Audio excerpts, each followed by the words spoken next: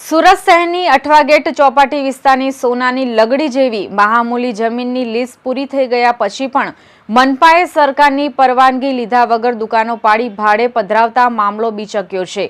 મનપાએ રાજ્ય સરકાર હેઠળની જમીનના પોતે ટેન્ડર બહાર પાડી બારોબાર ભાડે ચડાવી દેતા આખરે સિટી સર્વેની કચેરીએ મનપા અને તમામ દુકાનદારોને કલમ 61ની નોટિસ આપી છે।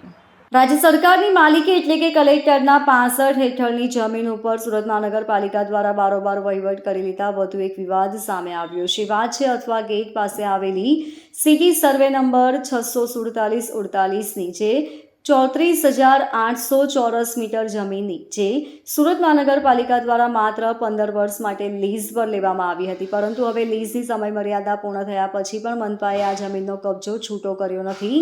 એ પૂરતું નહોતું કે મનપાએ કલેક્ટર હેઠળની જમીન ઉપર દુકાનો બનાવી અને ટેન્ડરિંગ પ્રક્રિયા દ્વારા તેને ભાડે આપી દીધી હતી। હાલમાં આશરે 20 જેટલી દુકાનો મનપાએ ભાડે આપી છે। કેટલીક દુકાનો તો ચાલુ પણ થઈ ગઈ છે। હવે સવાલ એ છે કે શું સરકારી તંત્ર મનપાના ગેરકાયદેસર કબજાને દંડ આપશે કે પછી આખો મામલો ફરી દરબારી દબાણમાં રફે દફે થઈ જશે? Bureau report, LK star news, Surat.